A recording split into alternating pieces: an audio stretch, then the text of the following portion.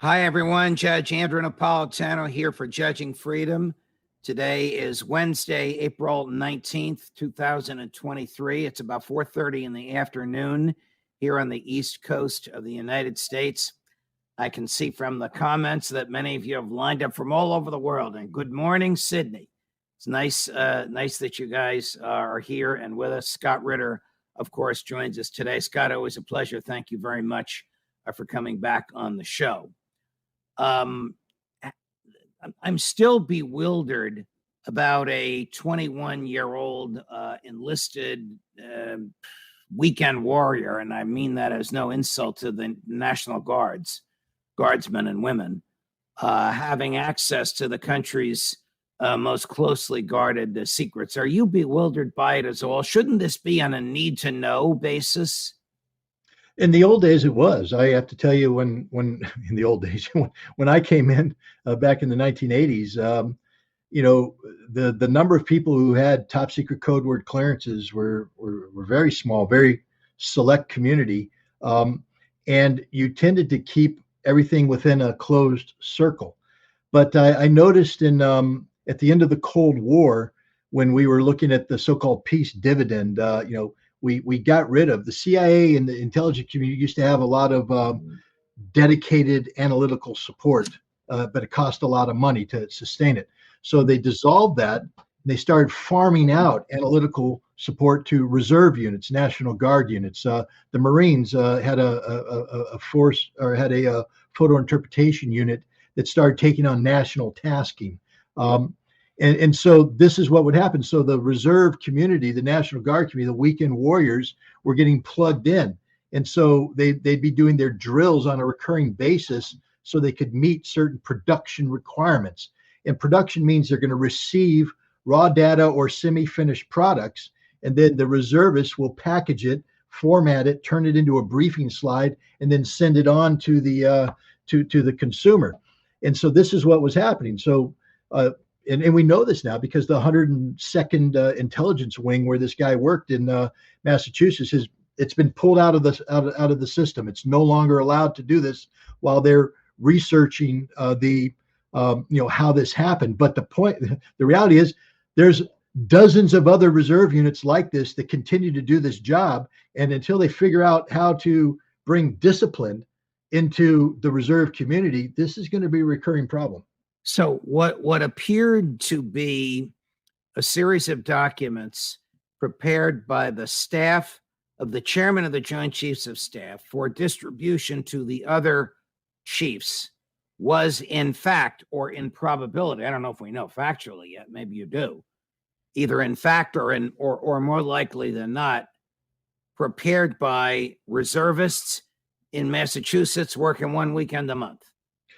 Right. It's not, when I say prepared, again, I'm looking at some of the material that he released, and there appeared to be at one point in time a series of paragraphs, highly classified paragraphs that were sent in scrolling format.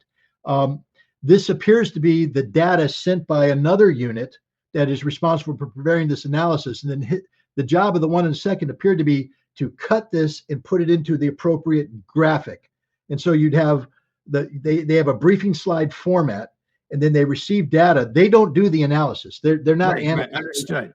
They're just it's almost clerical what they're doing. It is purely clerical. It's almost cutting and pasting, if you will. 100%. There's no analysis taking place at the 102nd Wing. It's simply a place that frees up, because in the old days, people like me used to read all the stuff, write all the stuff, and then prepare the briefing slide ourselves before we go and brief the boss. And it's very time-consuming. If this had been on a need-to-know basis, who would determine if Jack Teixeira had the need to know? The 102nd Wing, his employment at the wing would give him the need to know, meaning that he's employed. The Joint Chiefs of Staff have decided that they're going to farm out this production capacity to the reserves. The reserve establishment designates the 102nd Wing as the slide preparation unit.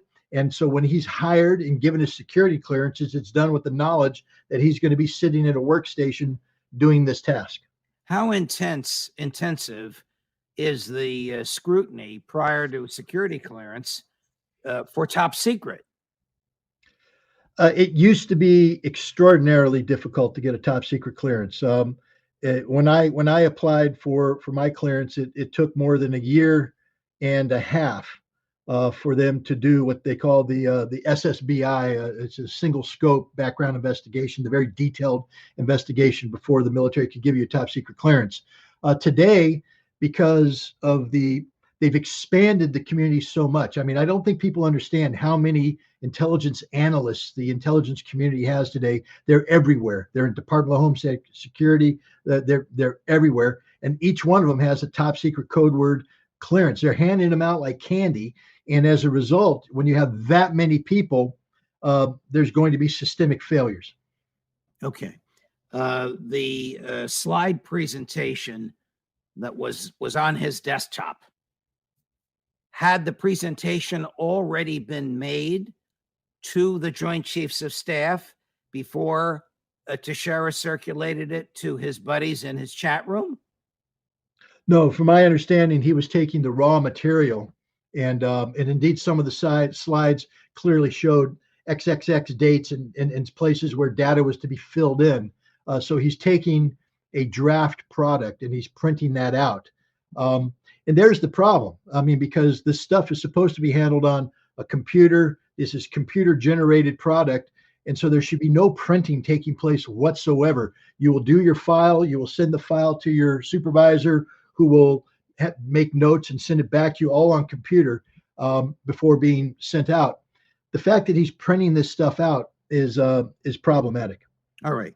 So some of the things that he printed out made it crystal clear that senior personnel in the Pentagon were of the view that Ukraine is getting beaten badly, and that its air defenses were substantially degraded and might very well, if there's no change in the trend, be completely degraded by the end of next month, late May, early June. Is it fair to say that the Secretary of Defense would have known that, whether he saw this slide presentation that Teixeira made or not? First of all, we have to be fair to the Secretary of Defense because we're dealing with a draft product. Understand that in the intelligence business, briefings are made all the time, but not always given.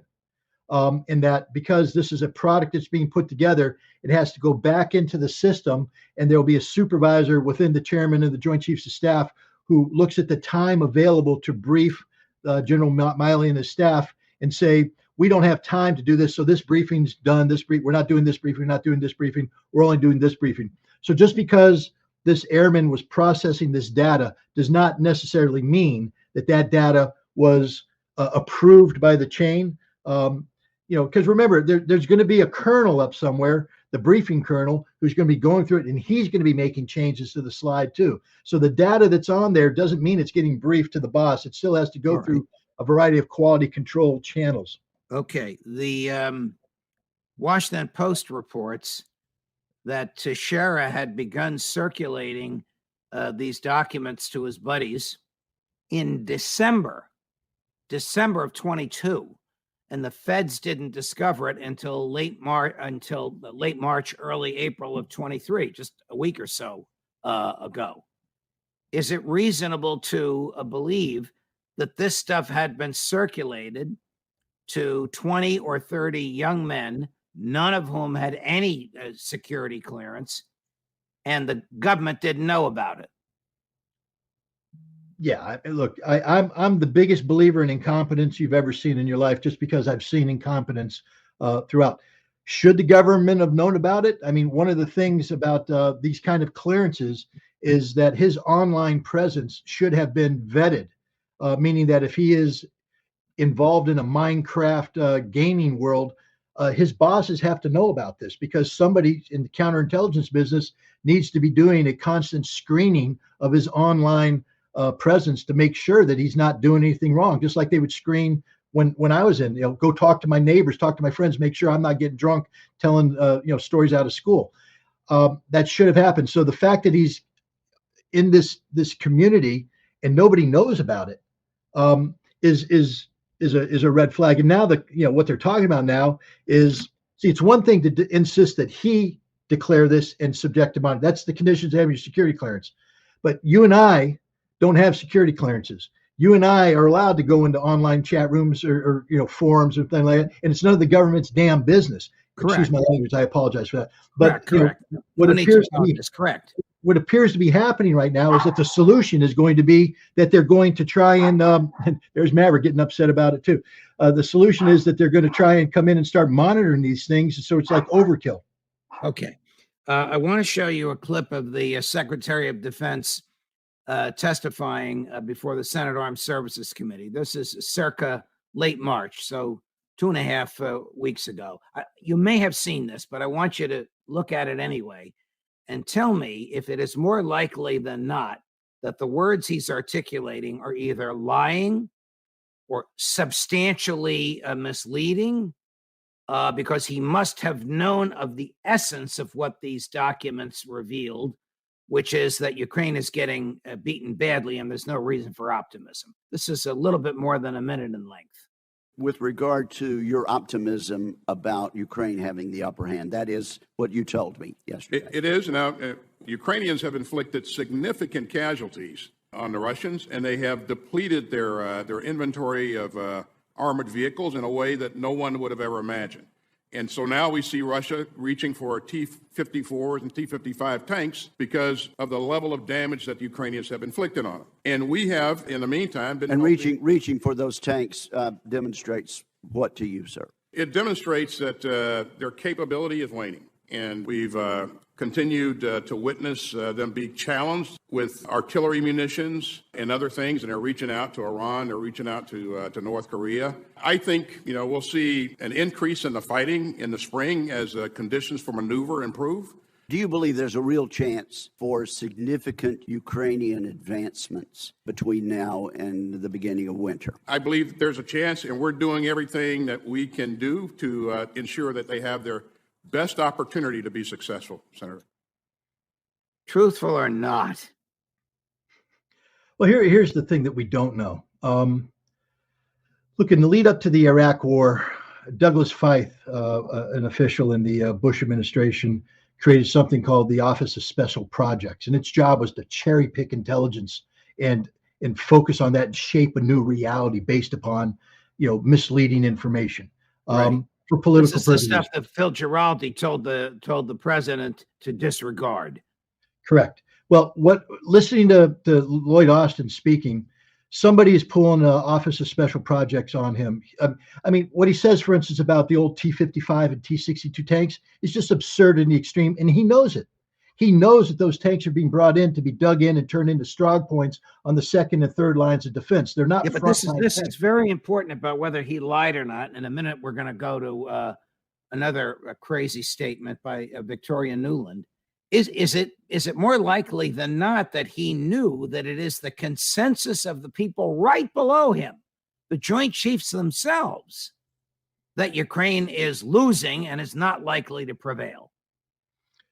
Yes, I think Lloyd Austin is not an incompetent person, meaning that he is cognizant of the fact that he is misrepresenting information for the purpose of shaping political perception. And that's the only reason why he testified before Congress. He wasn't there to tell the truth. He was there to shape perception. Okay. I don't know if we have the date on this, but it was sometime in this year, in 2023. Victoria Nuland, the Undersecretary of State for Political Affairs, appears to have revealed top secret information about the whereabouts of Russian troops and armaments, Iranian-made drones in Crimea. This is all part of her effort to argue, I got to say this with a straight face, that the United States should support an invasion of Crimea. I know this is crazy. She can be crazy. But my question to you is going to be, did she reveal top secret information when she made this statement? Watch what she said. There is a drone base in Crimea where the drones that the Iranians have given Russia are being launched from. There are command and control sites in Crimea that are essential for Russia's hold on all of the territory, including the land bridge. There are mass military installations on Crimea that Russia has turned into essential logistics and back office depots for this war. Those are legitimate targets. Ukraine is hitting them, and we are supporting that. Revealing top secret information for political purposes?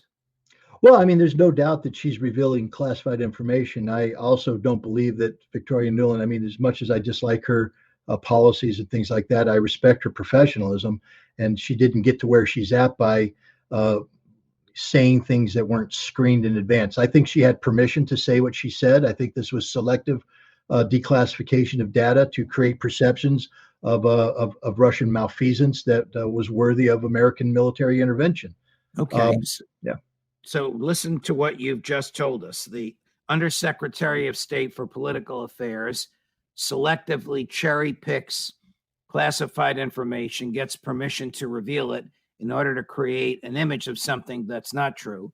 The Secretary of Defense himself, in an effort to get more money appropriated for his former employer Raytheon to build equipment, selectively to build hardware for the military, selectively gathers facts from which he can selectively conclude that Ukraine has a chance to prevail or to do well in the spring and in the winter. Material misrepresentations made at the highest levels. 100%. Look, Judge, I am not a fan of leaking classified information. It's a crime. It's a straight up crime. And, people who make a decision to do so should be willing to pay the price. But, and I don't know if this was the intent of this 21-year-old kid, every time classified information is released to the public, we learn that the government lies. That's Correct. what we do. So I think we have to just assume, I hope everybody watching understands what we're saying here. Just because the government says something, I think you have to understand that there's a bigger picture behind it, and the truth is probably far different, almost 180 degrees different from the perception that the government is shaping. The government is in the business. This has been my argument, and some of the really good people who believe essentially what you said, people who are skeptical of the government, people who believe in the primacy of the individual over the state, people who recognize that our rights come from our humanity, not from the government, people who refer to the government as essentially the negation of liberty, have been critical of me. Judge, you're a traitor. You're supporting this young man. I am arguing that what the young man revealed was truthful, not cherry-picked, and helps the American public decide whether or not the government is worthy of belief. Yep. Judge, I'm on your side 100%. Dan Ellsberg, he's a mentor of mine, a friend of mine, and I just think the world of the man. He set the gold standard for this kind of action. One that says you have to be willing to accept the consequences of your actions. As he's walking up the court steps to face trial that could put him in jail forever, someone said, "How do you feel about the potential of going to war?" And he said, going to jail. And he said, "To go to jail to stop an unjust war? Yeah, I'm willing to do that." Hey, that's what a patriot is. Correct. The judge was a patriot also.